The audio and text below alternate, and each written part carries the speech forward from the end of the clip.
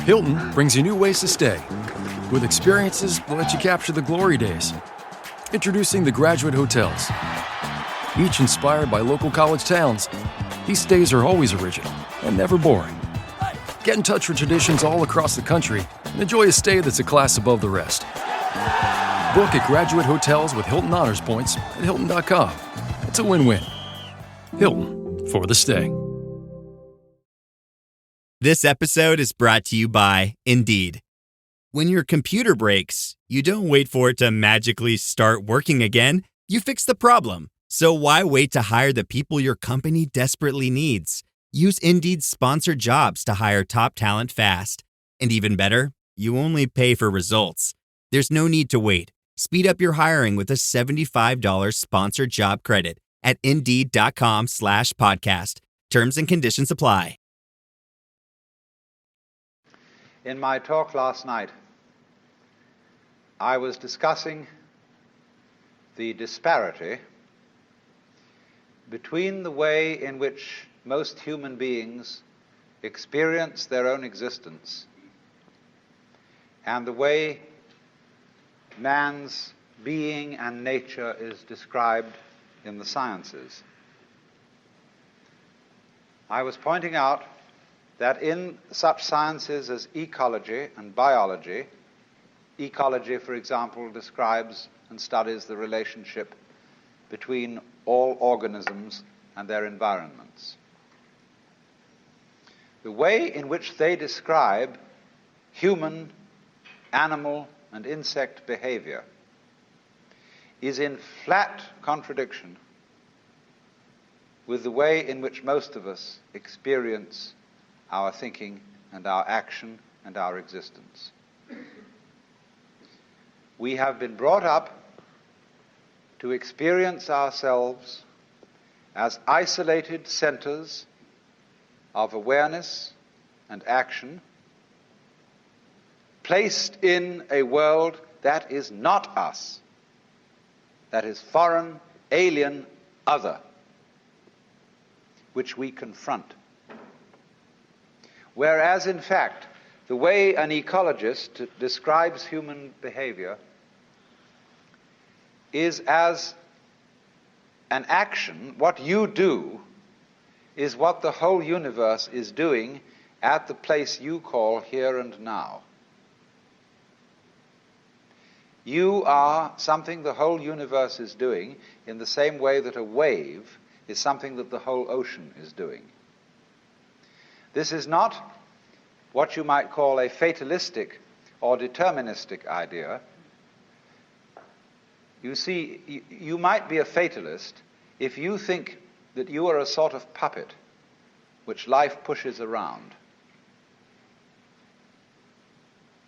You are separate from life, but life dominates you. That's fatalism.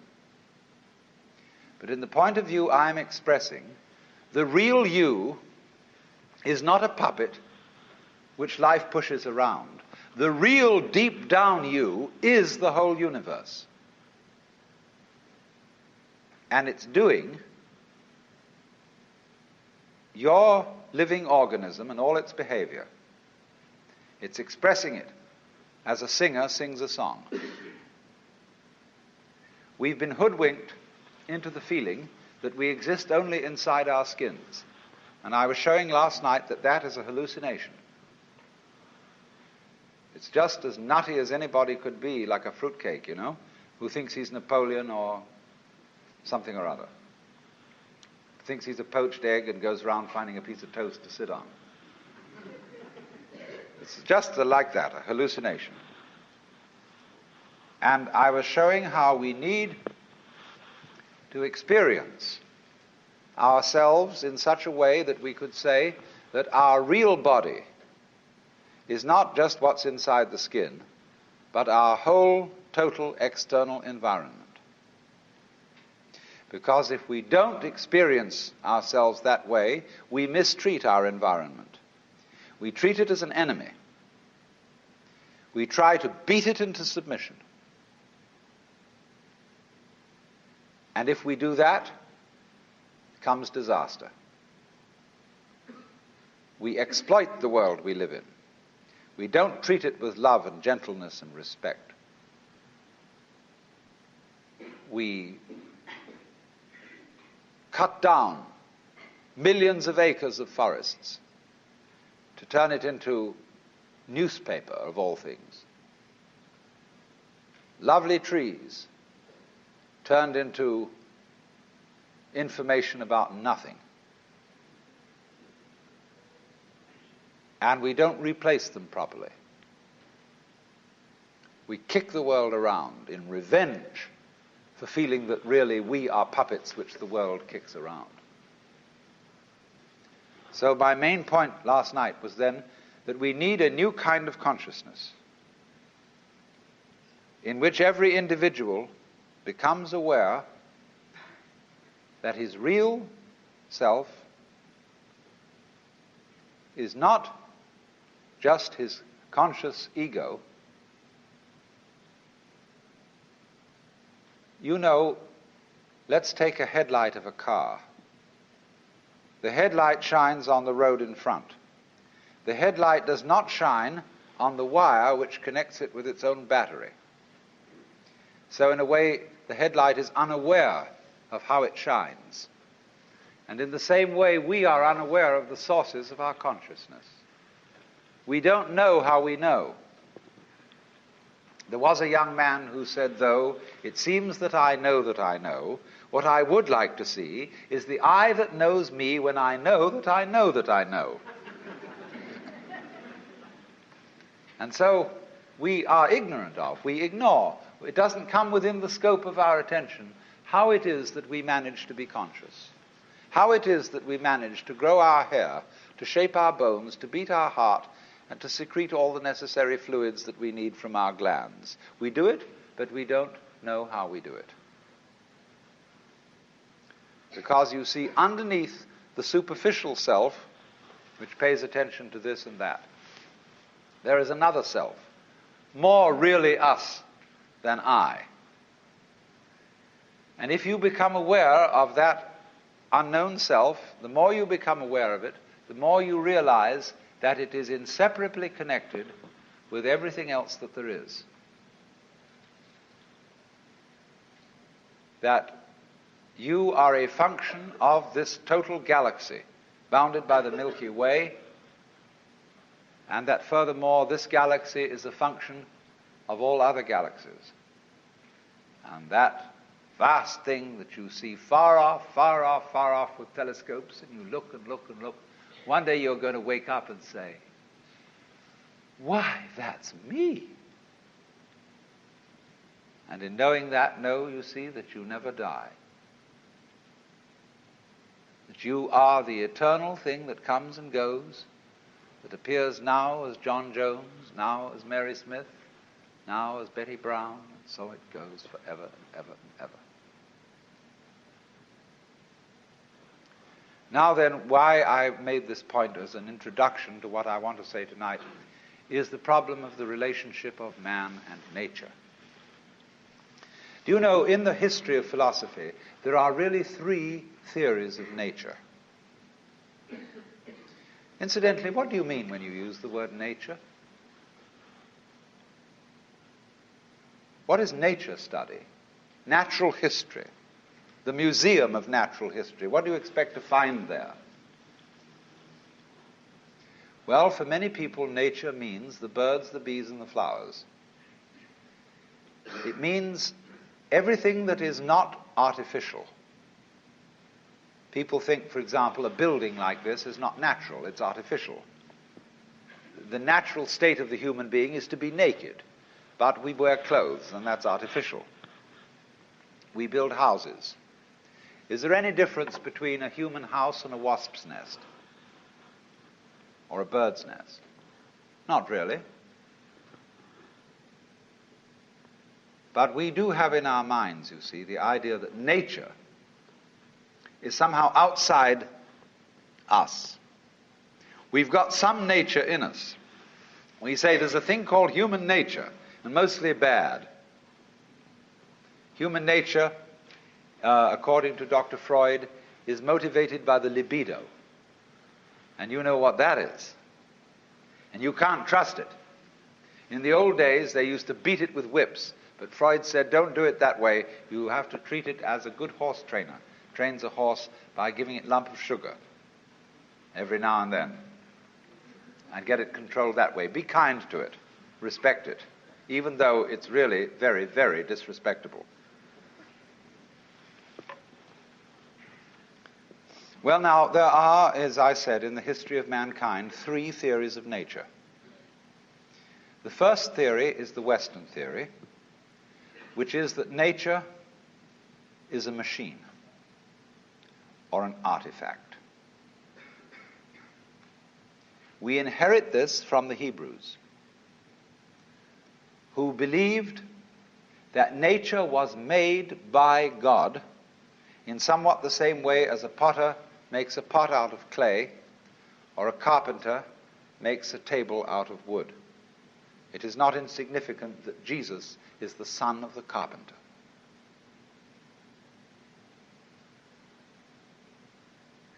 Our tradition has been to look upon the world as a construct. And somebody knows how it was put together. Somebody understands. And that is the constructor, the architect, the Lord God. But it so happened that in the 18th century, Western thought began to change. They became increasingly doubtful as to whether there was a maker, whether there was a God, but they continued to look upon the creation as an artifact, as a machine. And by the time of Newton, people were explaining the world in terms of mechanism. And we are still under the influence of that idea, because after all, in things like Life magazine and so on, when they give you an article on human physiology, they usually make drawings which show the human being as a kind of mechanism, as a sort of factory. And they show how the peristaltic action carries the food in and how it's processed by this organ and that organ, as just as if a certain product is fed into a factory, cow at one end, and it comes out canned corned beef at the other. Just in such a way, the human is illustrated, and so too in some kinds of rather degraded medicine that is now practiced. When you go to the hospital for a medical examination, you are treated as a machine. They process you. You are not a person. You are put in a wheelchair immediately. Even if you are perfectly healthy and can walk, nevertheless they have to have you in this wheelchair. And they put you through a process. And the heart specialist looks only at your heart because he can't understand anything else. The otorhinolaryngologist, which means an ear, nose, and throat man, looks at that section of you, and he doesn't know about anything else. And maybe a psychiatrist takes a look at you, and goodness knows what happens there, and so on and so on. Everybody looks at you from their specialized point of view as if they were a bunch of mechanics examining your automobile. Because, as I said last night, we just asked for this, because most of us consider ourselves as chauffeurs inside our bodies, which we own in the same way as you own a car. And when it goes wrong, you take it to the mechanic to fix it. You don't really identify with your body, just as you don't really identify with your car. So here is this whole theory of nature, which has grown up in the West as an artifact, something made. Now let me take a second theory of nature. This is an Indian theory, East Indian. Nature not as an artifact, but as drama.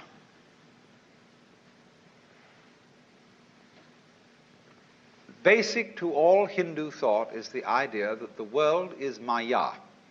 That is a Sanskrit word which means many things. It means magic, illusion, art, play. All the world's a stage. And in the Hindu idea, there is the ultimate reality of the universe, is the self. which they call Brahman or Atman. That's what there is. The self, universal, eternal, boundless, indescribable. And everything that happens, happens on the self. Like you say, it's on me. The drinks tonight are on me. Or like we say, when you hear the radio, it's on the speaker. You see, everything you hear on the radio, flutes, drums, human voices, traffic noises, any imaginable sound, all those sounds are vibrations of the diaphragm in the speaker. But the radio doesn't tell you that. The announcer doesn't come on and say every morning, "Good morning, ladies and gentlemen. This is KQED. The following sounds that you are going to hear are vibrations of the diaphragm in your speaker." And they're not really human voices or musical instruments, but just that. They never let you in on that. And in exactly the same way, the universe doesn't let you in on the truth that all sense experiences are vibrations of the self. Not just yourself, but the self. And all of us share this self in common because it is pretending to be all of us. Brahman, the ultimate principle, plays hide and seek eternally. And he does it for unspeakably long periods of time. The Hindus measure time in what is called a kalpa, K-A-L-P-A. That's 4,320,000 years. Don't take this seriously. It's not meant to be taken literally. But just for an unspeakably long time, the Brahman, the self, pretends that it's lost and is us. And all our adventures and all our troubles and all our agonies and tragedies, it gets mixed up in them. Then after the period of 4,320,000 years has elapsed, there is a catastrophe. The universe is destroyed in fire. And after that, the Brahman wakes up and says, "Well, good, crazy, what an adventure that was." He wipes the sweat off his brow and says, "Whew, let's rest a while." So for another 4,320,000 years, the divine self rests and knows who it is. It's me. Then it says, "Well, this is rather boring. Let's get going again. Let's get mixed up." And it does it in a very strange way because the way the Hindus time it, the first period of getting mixed up, getting lost, is beautiful. That's the longest period. Everything's right. It's just life is glorious. Then it has the next period in which things get a little wonky. Something is vaguely out of order. That doesn't last so long. Then the next period, the third, is when good and evil are equally balanced. And that's still not so long. Finally comes the shortest period when everything bad triumphs and the whole thing blows up and we begin all over again. We're supposed to be living in that now. It's what's called the Kali Yuga, the age of darkness. And it began on Friday, February the 23rd, 3123 BC. And it has 5,000 years to run. But as it goes on, time gets faster, so don't worry.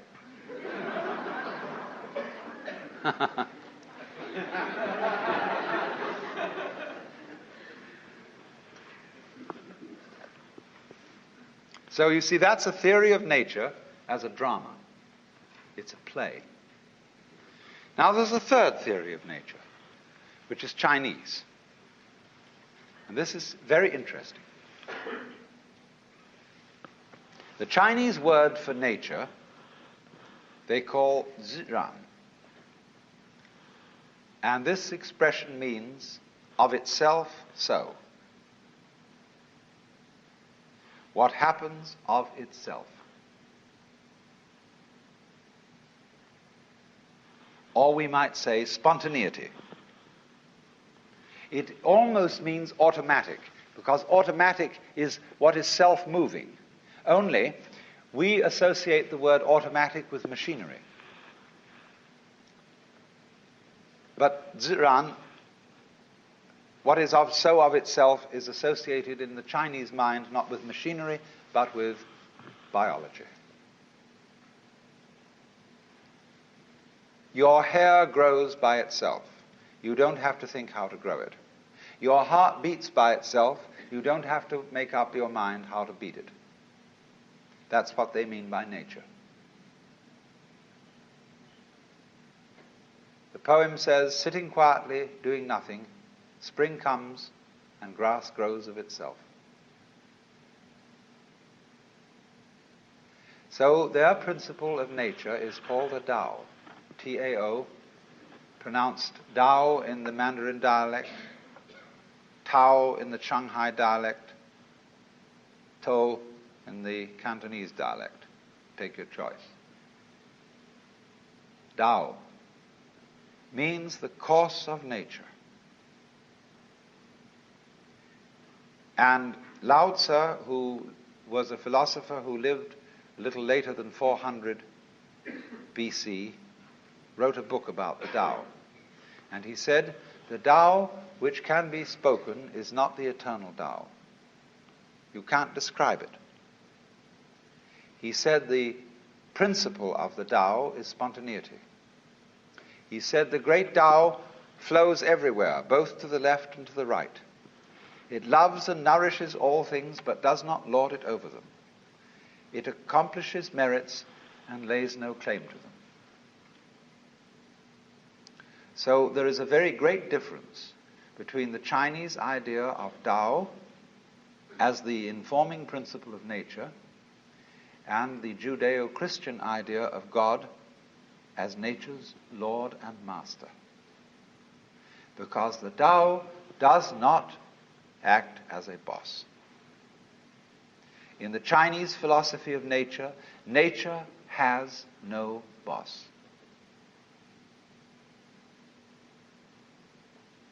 There is no principle that forces things to behave the way they do.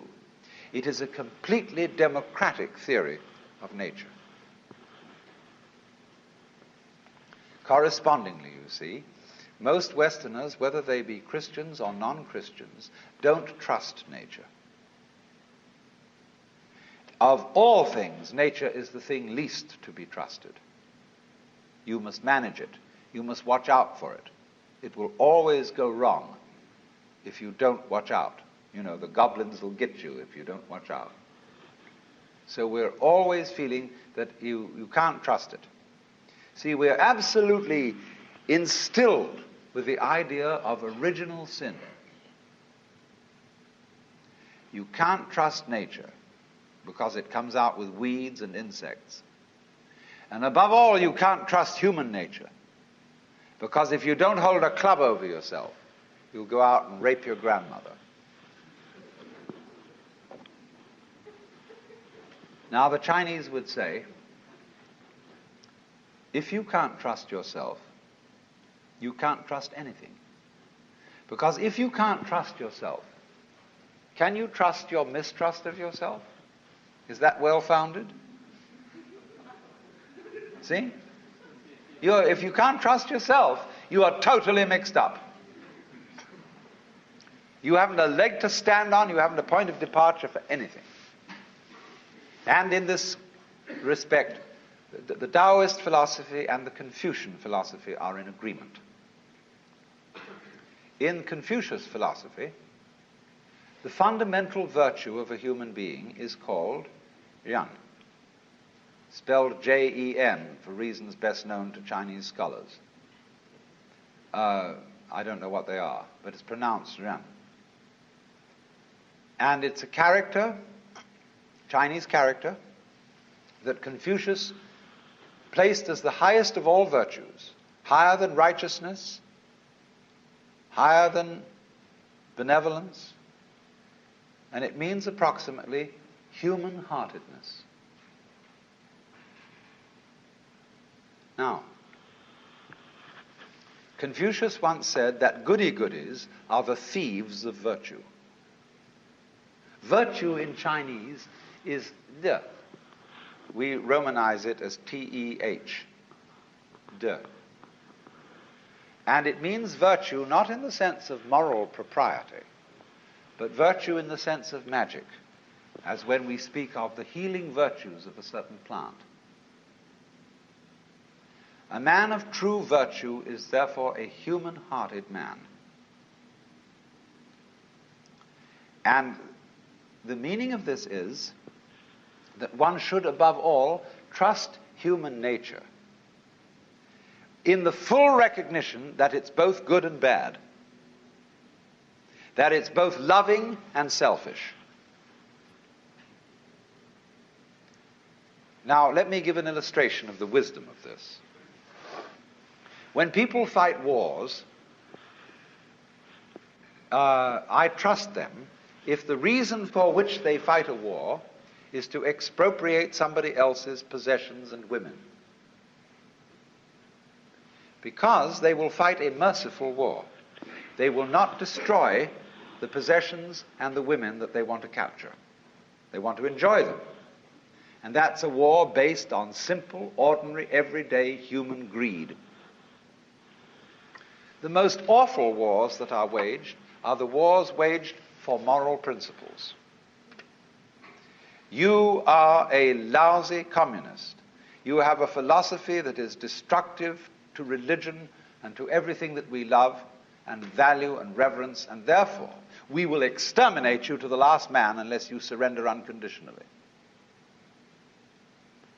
Such wars are ruthless beyond belief. We can blow up whole cities, wipe people out, because we are not greedy. We are righteous.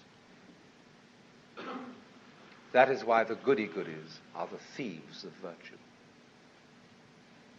If you are going to do something evil, do it for a plain, honest, selfish motive.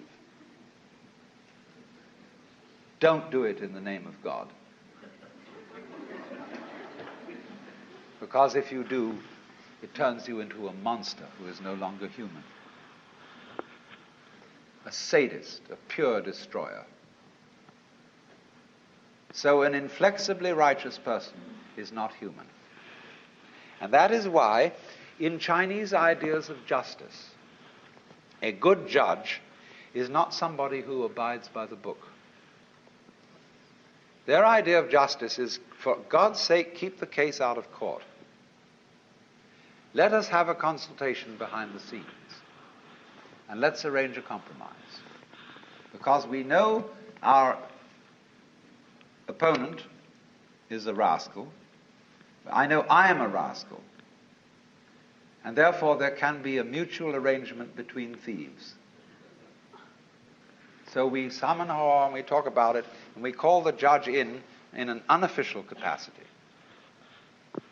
And the judge hums and haws, and if he's a good judge, he has a sense of what is called li. I'm going to talk to you about another meaning of a word pronounced li later on, but it's quite a different word. Li is justice, but you can't write it down. There is another word for justice or law in Chinese, zi. And this word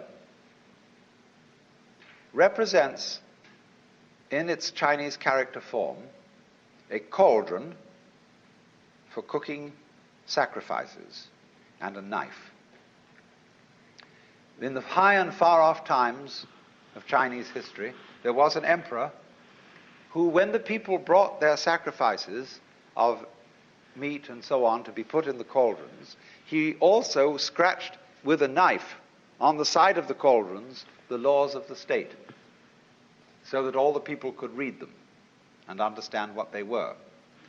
But the sages who advised this emperor said that was a very bad thing to do, because the moment people see the law written down, they develop a litigious spirit. That is to say, they think out ways of wangling around it.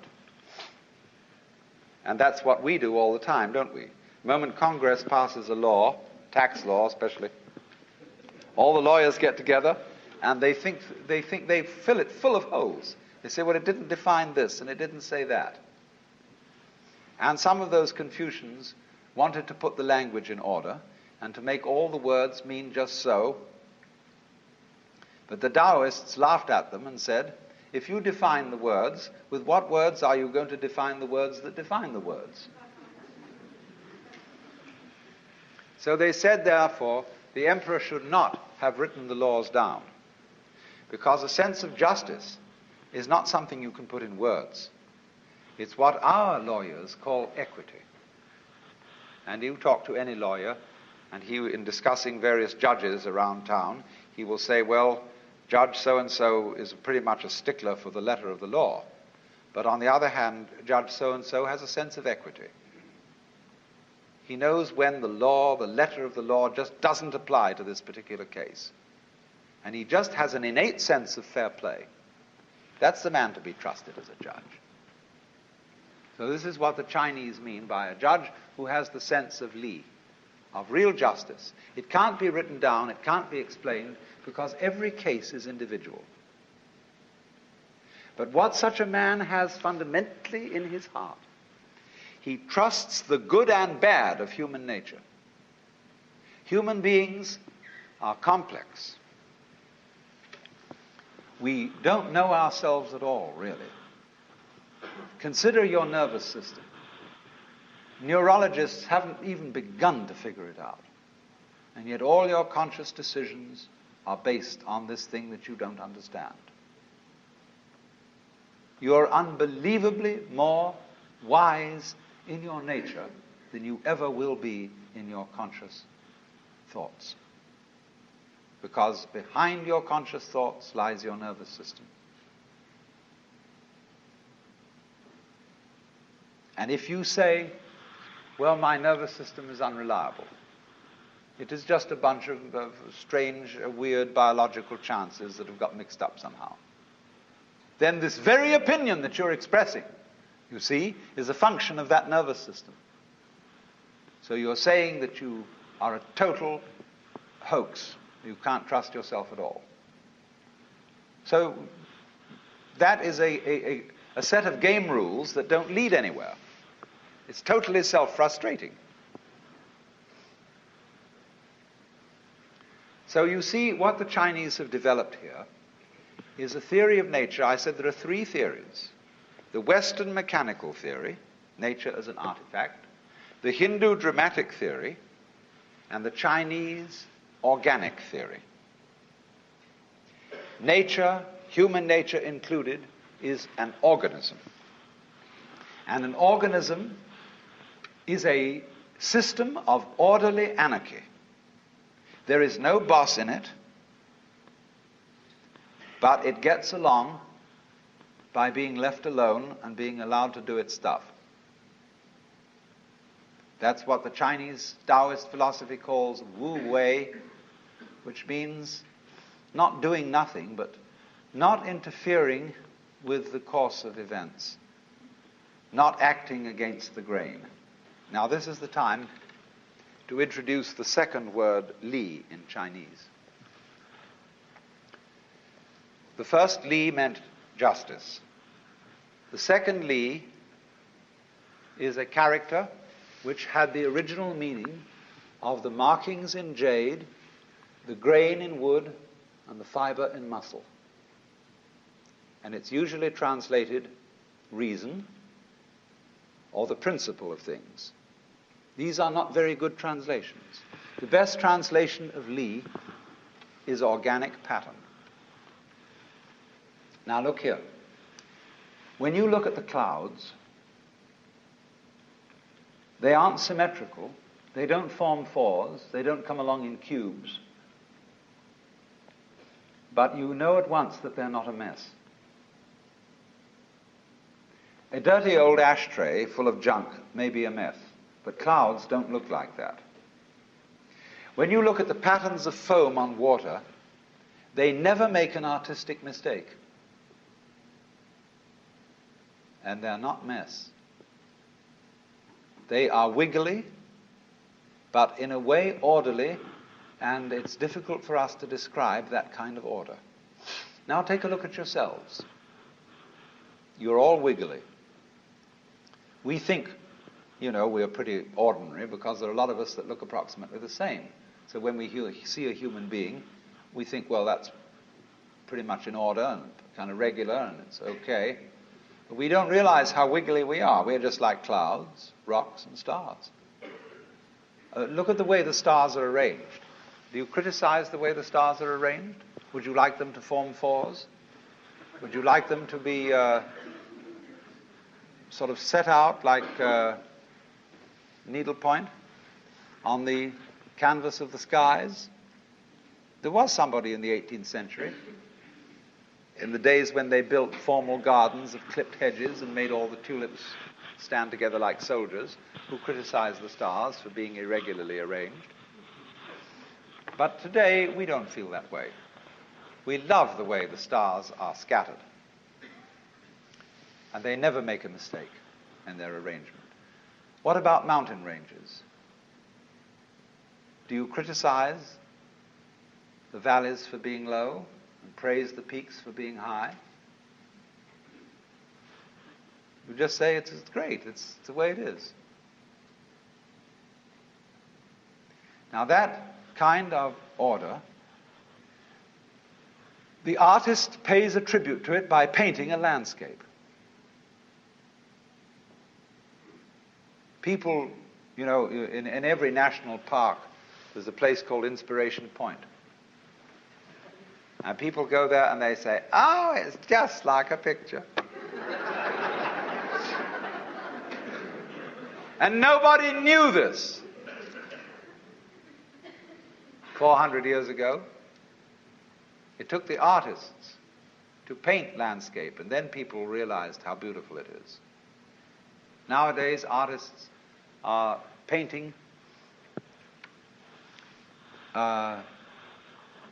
pictures of damp, stained walls and floors where people have dropped a lot of paint. And one day people will walk into a room where there's a lot of paint been scattered on the floor and a general thing, and they'll say, my goodness, it's just like a Jackson Pollock. Oh, ain't it just like a picture? See? It always takes the artist to show us the vision. But of course, in the meantime, it is difficult. You go to an exhibition of contemporary non-objective painting, and a kind of square fellow walks in there and he says, that's not what I call a picture. Because it's against his prejudices. But I say to people now, excuse me, wait a minute. Take a look at that again. I'm going to tell you something. That painting is a colored photograph of guess what? And he looks at it in astonishment and entirely new eyes. What could that be a photograph of? And he begins to see it might be a photograph through a microscope of globules, of germs floating in liquid. It might be anything, but there it is. It suddenly comes at him. Goodness knows whether that was what the artist intended, but that's a method of giving people a shock, of seeing things in a new way.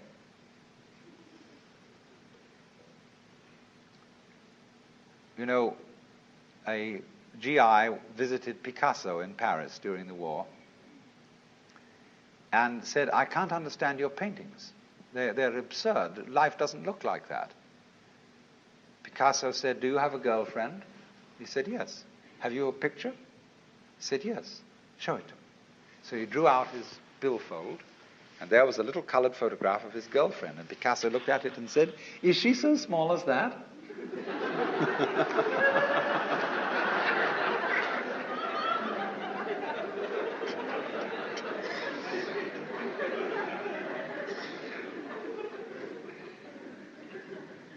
Now then, the idea of Li, the idea of natural order, is like this: patterns on foam, patterns in jade, the shapes of the clouds, the shapes of trees and mountains. They are orderly, but we cannot put our finger on the order. We know it's orderly, but we don't know why. And we know it's completely different from a mess. From a mess. The order of nature is in that way then indefinable. When St. Augustine was asked what is time, he said, I know what it is, but when you ask me, I don't. And so in the same way, the Chinese would say, we know what the order of nature is, but if you ask us, we don't. The poet says, picking chrysanthemums along the eastern fence, gazing in silence at the southern hills, the birds fly home through the soft mountain air of dusk. In all these things there is a deep meaning, but when we are about to express it, we suddenly forget the words. That's Li. Nature as a self-ordering principle, but it doesn't really know how it does it.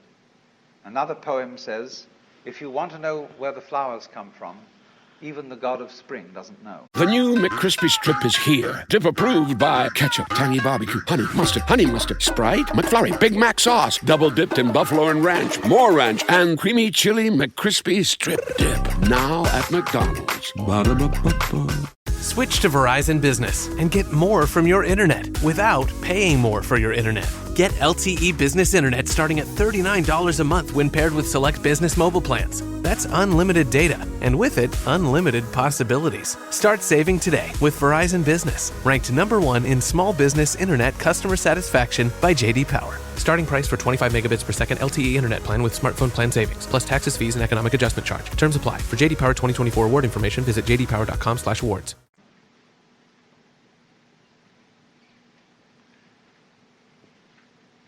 This is a very remarkable attitude to nature. Politically, you see, if you translate this into politics, it is a high philosophical anarchy. And there's a lot to be said for this as a political point of view. That, in other words, government is always a mess. Because the state opposes itself to the people.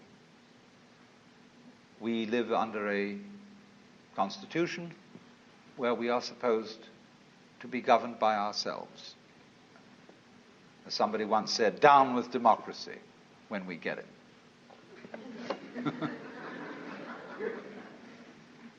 Because the government always creates itself as a business in competition with all the other businesses. And it wins, because it's the biggest one of the bunch. The Taoists said of the state that it should be as anonymous and as unobtrusive as possible.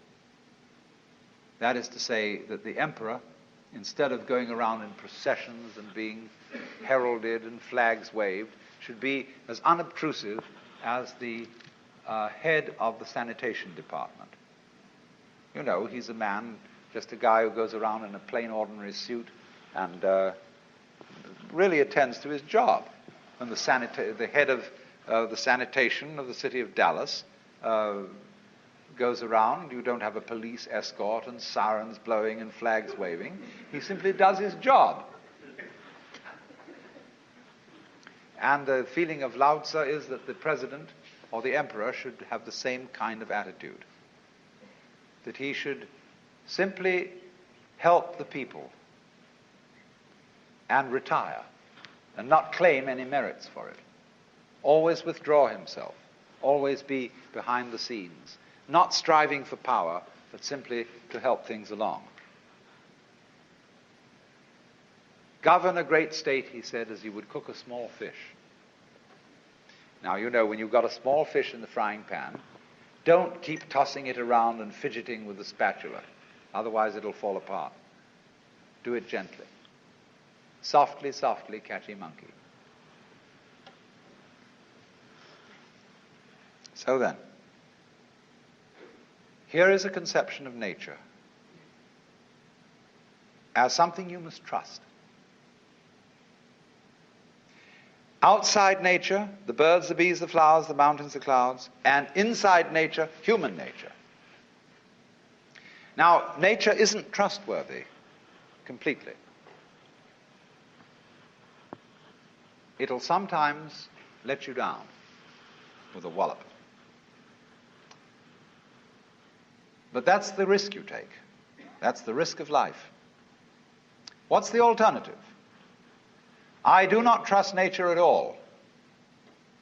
It's got to be watched. Do you know what that leads to? It leads to 1984 and Big Brother. It leads to the totalitarian state where everybody is his brother's policeman, and where everybody is watching everybody else to report them to the authorities, where you can't trust your own motivation, where you have to have a psychoanalyst in charge of you all the time to be sure that you don't think dangerous thoughts or peculiar thoughts. And you report all peculiar thoughts to your analyst, and your analyst keeps a record of them and reports them to the government. And everybody is busy keeping records of everything. It's much more important to record what happens than what happens. This is already eating us up. It's much more important that you have your books right than that you conduct your business in a good way. In universities, it's much more important that the registrar's records be in order than that the library be well stocked. After all, do you know your grades are all locked up in safes, and they're protected from thievery and pilfering, and they're the most valuable property that the university has. The library can go hang. Then furthermore, the main function of a university is, what any sensible person would imagine, to teach students and to do research. So the faculty should be the most important thing in the university. On the contrary, the administration is the most important thing. The people who keep the records, who make the game rules up. And so the faculty are always being obstructed by the administration and being forced to attend irrelevant meetings and to do everything but scholarship. Do you know what scholarship means? What a school means? The original meaning of a schola? Leisure.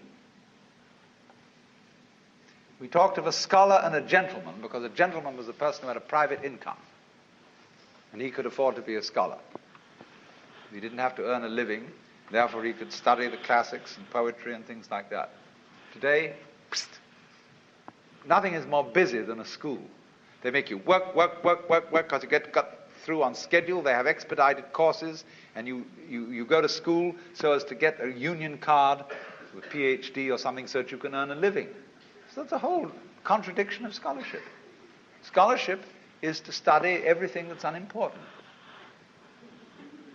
not necessary for survival, all the charming irrelevances of life. But you see, the thing is this: if you don't have a room in your life for the playful, life's not worth living. All work and no play makes Jack a dull boy. But if the only reason for which Jack plays is that he can work better afterwards, he's not really playing. He's playing because it's good for him. He's not playing at all. You have to be able to be a true scholar. You have to cultivate an attitude to life where you're not trying to get anything out of it. You pick up a pebble on the beach, look at it. It's beautiful.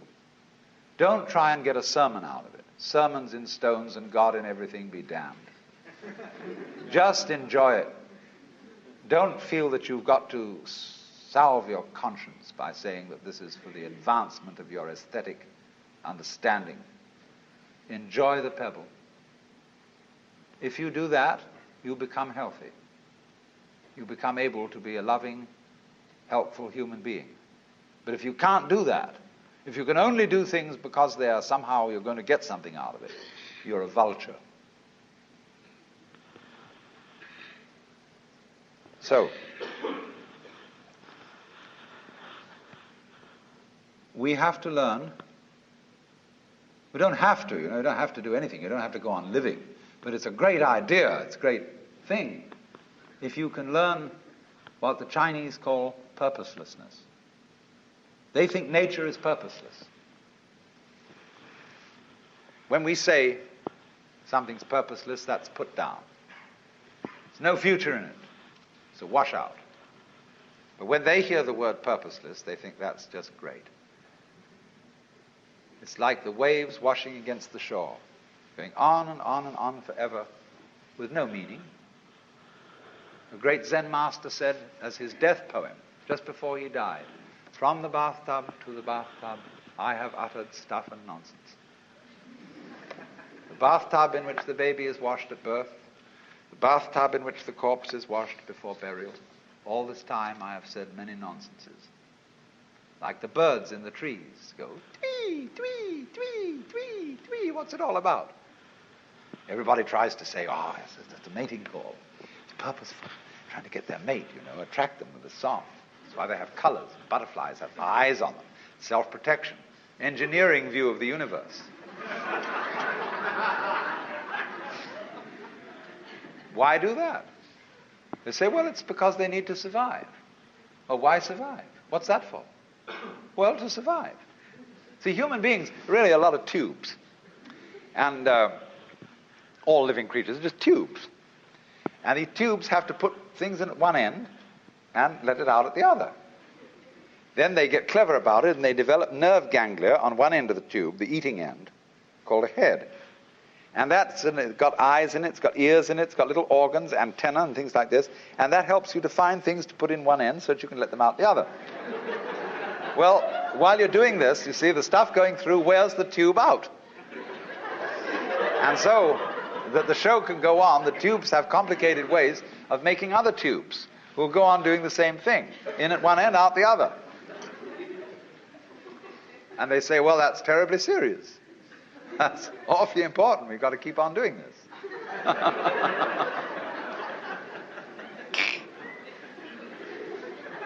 But when Chinese say nature is purposeless, this is a compliment. It's like the idea of the Japanese have a word, yugen, and they describe yugen as watching wild geese fly and be hidden in the clouds, as watching a ship vanish behind a distant island, as wandering on and on in a great forest with no thought of return. Haven't you done this? Haven't you gone on a walk with no particular purpose in mind? Carry a stick with you and you occasionally hit at old stumps and wander along and sometimes twiddle your thumbs. It's at that moment that you are a perfectly rational human being. You've learned purposelessness. All music is purposeless. Is music getting somewhere? If it were, if the aim of music were, of a symphony, were to get to the final bar, the best conductor would be the one who got there fastest. See, dancing, when you dance, do you aim to arrive at a particular place on the floor? Is that the idea of dancing? No. The aim of dancing is to dance, is the present. Well, it's exactly the same with our life. We think life has a purpose. I remember the preachers used to say, when I was a small boy, I'd always hear it, we must follow God's purpose, His purpose for you and His purpose for me. When I asked these cats what the purpose was, they never knew. They didn't know what it was. They had a hymn. God is working His purpose out as year succeeds to year. God is working His purpose out and the time is drawing near.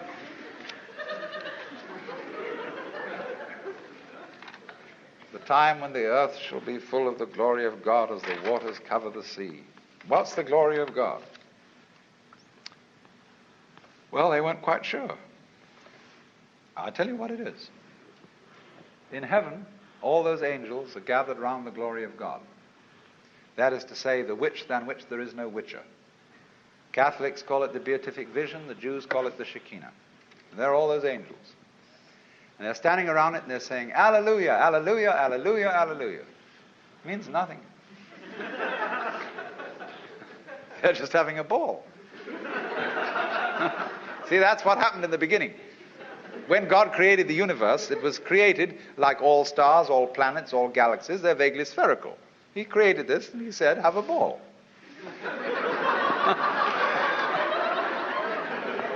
But before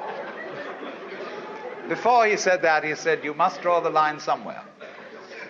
That was the real thing he said first. Before let there be light. That came later. First thing was, you must draw the line somewhere. Otherwise, nothing will happen. You know, you've got to have the good guys, the bad guys. You've got to have this, you've got to have that. The black and white, light and darkness. Must draw the line somewhere. Now, here's the choice then. Are you going to trust it or not? If you do trust it, you may get let down. And this it is yourself, your own nature, and all nature around you. There are going to be mistakes. But if you don't trust it at all, you're going to strangle yourself. You're going to fence yourself round with rules and regulations and laws and prescriptions and policemen and guards, and who's going to guard the guards, and who's going to look after Big Brother to be sure that he doesn't do something stupid. No go.